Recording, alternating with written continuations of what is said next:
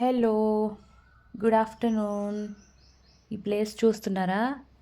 ఇది వచ్చేసి temple out side view అనమాట. సామర్లకోట భీమేశ్వర స్వామి టెంపుల్ ఇది. ఇది మొత్తం అవుట్ సైడ్ వ్యూ అనమాట. మేమైతే ఇప్పుడు వెయిట్ చేస్తున్నాం ఇక్కడ. అంటే డీటెయిల్స్ తెలుసుకుంటున్నాము. ఫస్ట్ టైం వచ్చాం కదా, టెంపుల్కి ఎలా వెళ్ళాలి, ఏంటి, స్నానం ఎక్కడ చేయాలి, ఇవన్నీ డీటెయిల్స్ అయితే కనుక్కుంటున్నాము. సో ఒకసారి ఇటు వ్యూ అయితే చూడండి మీరు, ఎలా ఉందో. మంచిగా ఉంది. టెంపుల్కి ఇదొక వే అనమాట. ఇలా ఏంటంటే, ఇలా ఈ వేలో కూడా వెళ్ళి ఇటు రైట్ తిరిగితే మీకు కోనేరు వస్తుంది. అదిగో చూడండి, ఇదే కోనేరు అనమాట. ఇందులోనే స్నానం చేస్తారంట. సో ఇక్కడ మేమైతే స్నానం చేయడానికి వచ్చాం. చూడండి ఎంత పెద్దగా ఉందో, చాలా పెద్దగా ఉంది ఇది. ఒక బోర్డు కూడా పెట్టారు ఇక్కడ. అవి ఏవో పెట్టారు కదా, అక్కడ వరకు మాత్రమే వెళ్ళాలి, దానికి ముందు వెళ్ళకూడదు అని చెప్పేసి బోర్డు కూడా పెట్టారనమాట. చాలా మార్నింగ్ మార్నింగ్ ఎంత మంచిగా అనిపిస్తుందో వ్యూ చూడండి. ఇది వచ్చేసి టెంపుల్ అనమాట. అటు లోపలికి వెళ్తే టెంపుల్ వస్తుంది. వీళ్ళు ఒకసారి అది మొత్తం తిరిగేసి వస్తామని చెప్పేసి అలా ముందుకైతే వెళ్ళిపోతున్నారు మా పిల్లలు, మా హస్బెండ్. ప్లేస్ అయితే చాలా బాగుంది. కానీ వాటర్ చూస్తేనే మొత్తం గ్రీన్గా ఉన్నాయి. ఇందులో స్నానం చేయాలి అని చెప్పారు. ఎలా స్నానం చేయాలో అర్థం కావట్లేదు. బట్ కంపల్సరీ ఈ కోనేటిలో స్నానం అయితే చేయాలి. చేసిన తర్వాత ఎలా ఉంటుందో మరి, మన బాడీ పైన ఎలా ఎఫెక్ట్ అవుతుందో తెలియదు. కానీ ఏమో, ఇంకా అన్నింటికీ శివయ్యే ఉన్నారు. ఆయన పేరు తీసుకుని స్నానం అయితే చేసేస్తాం మేము, తప్పదు. శివుడు ఆజ్ఞ లేనిదే చీమైనా కుట్టదు అంటారు కదా. సో మనం ఆయన దర్శనానికి వచ్చినప్పుడు మనకి ఏం కాకుండా ఆయనే చూసుకుంటారు. ఆయన పైన భారం వేసి స్నానం చేసేస్తాం. ఇంకా మా పిల్లలు ఎక్కడికో వెళ్ళిపోతున్నారు అటు. అక్కడ మామిడికాయ చెట్లు ఉన్నాయట, చెట్లు చూడడానికి వెళ్ళారు వాళ్ళు. చూడండి వ్యూ, ఎర్లీ మార్నింగ్ కదా, ఎంత మంచిగా కనిపిస్తుంది. యాక్చువల్లీ ఈరోజు ఇక్కడ మబ్బు ఉంది, బాగా వర్షం పడుతుందేమో తెలియదు. బట్ చాలా మబ్బులు అయితే ఉన్నాయి. స్నానం అయితే చేసేసుకున్నాం మేము. కోనేరులో స్నానం చేసుకుని గుడిలోకి అయితే ఇంకా ఎంటర్ అయిపోయాము. ఇక్కడ వచ్చేసి ఇది కాలభైరవ స్వామి అనమాట. ఇక్కడ ఉన్నారు చూడండి. అది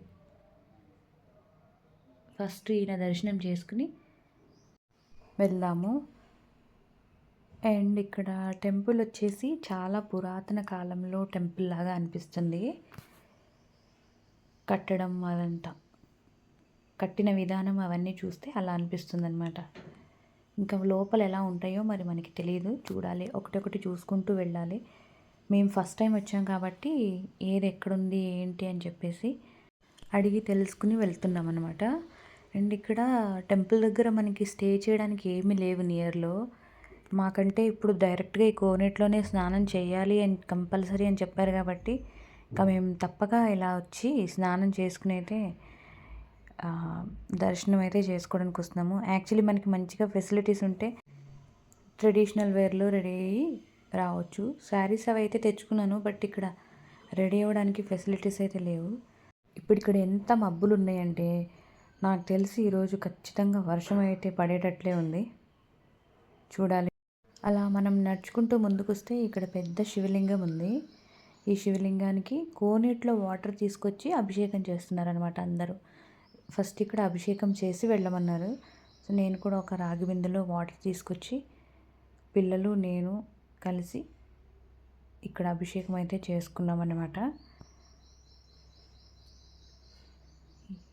అందరూ అలాగే కోనేటిలో నుంచి వాటర్ తీసుకొచ్చి ఇలా శివయ్యకి, శివలింగానికి అభిషేకం అయితే చేస్తున్నారనమాట. ఇక్కడ అభిషేకం చేసిన తర్వాత ఇంకా మనం మెయిన్ దర్శనానికి అయితే వెళ్ళొచ్చు.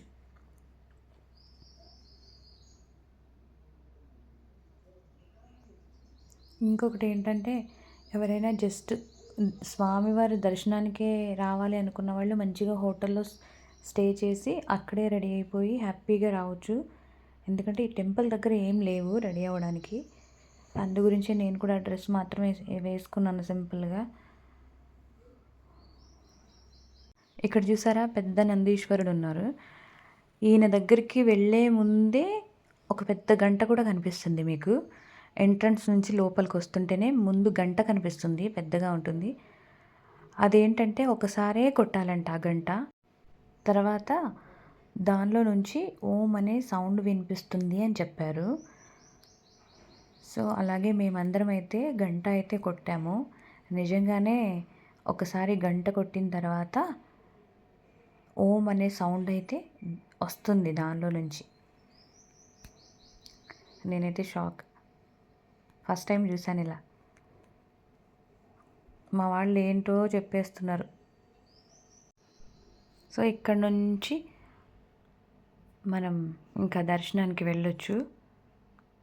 చాలామంది దేవుళ్ళు అయితే ఉన్నారు ఇక్కడ. అమ్మవార్లు ఉన్నారు, గణేష్ ఉన్నారు, కాళీమాత, సుబ్రహ్మణ్యేశ్వర స్వామి, మళ్ళీ లోపల ఇంకొక చిన్న శివలింగం, ఇంకా సరస్వతి మాత, చాలామంది ఉన్నారు ఇక్కడైతే. బాల త్రిపుర సుందరి అమ్మవారు ఉన్నారు.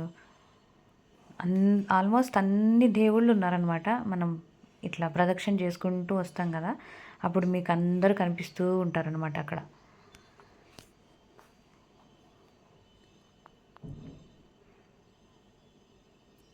ఇది ఇక్కడేమో అఖండ జ్యోతి పెట్టారు చూడండి. ఇది మెయిన్ శివలింగం అనమాట. యాక్చువల్లీ ఇది కింద ఉంది. ఈ శివలింగం పెరుగుతూ పెరుగుతూ ఇంకా హైట్లో వెళ్ళిందంట. సో మనం పైకి వెళ్ళి దర్శనం చేసుకుని రావాలి అని చెప్పేసి పైనుంచి వచ్చిన వాళ్ళు అయితే చెప్పారు. యాక్చువల్లీ మేము అనుకున్నాము ఇంతవరకే ఉందేమో, ఇక్కడే మొక్కేసి వెళ్ళిపోవాలేమో అనుకున్నాం.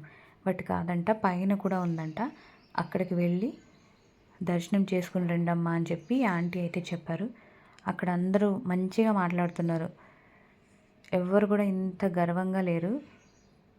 చాలా పొలైట్గా మాట్లాడుతున్నారు అనమాట. మనకి ఎలాంటి ఇన్ఫర్మేషన్ కావాలన్నా కానీ చెప్తున్నారు వాళ్ళు. తెలియదు కదా మనకి ఈ ప్లేస్. సో మేము పైకి అయితే వెళ్తున్నాము ఆ లింగాన్ని దర్శనం చేసుకోవడానికి. ఇక్కడ ఫొటోస్ కానీ వీడియోస్ కానీ తీసుకోవడం అలౌడ్ లేదంట. ఇదిగో చూడండి, ఇక్కడ కనిపిస్తుంది కదా వైట్ కలర్లో, అదే శివలింగం కింద నుంచి ఇలా పైకి ఫస్ట్ ఫ్లోర్ వరకు పెరుగుతూ వచ్చిందంట. దర్శనం అయితే చేసుకుని రిటర్న్ అయితే వెళ్తున్నాము. జస్ట్ ఒక క్లిప్ మాత్రమే తీసుకున్నాను చిన్నగా, మీ అందరికీ చూపించాలని ఆ శివలింగాన్ని. సో నేను అక్కడ పంతులు గారికి అడిగాను, ఇలా దూరం నుంచి వచ్చాను, కొంచెం చిన్న క్లిప్ తీసుకుంటానండి అంటే సర్లేమ్మా అన్నారు. మనం అడగకుండా ఏం చేయొద్దు కదా. బయట మీరు అన్ని దేవుళ్ళని వీడియో తీసుకోవచ్చు, అక్కడ ఏం ప్రాబ్లం లేదు. బట్ ఇక్కడ శివలింగం దగ్గర వచ్చినప్పుడు మాత్రం వీడియోస్ అవి తీసుకోకూడదంట. శివయ్య దయ వల్ల దర్శనం అయితే చాలా మంచిగా జరిగింది. ఎర్లీ మార్నింగ్ వచ్చాం కాబట్టి అస్సలు రష్ లేదనమాట. మేము రిటర్న్ అయ్యే టైంలో చాలా రష్ అయిపోయింది. సో అనుకున్నట్లుగానే వర్షం కూడా పడిపోతుంది ఫుల్గా చూడండి. ఇదే నా Samalkot journey. Okay guys, bye, take care.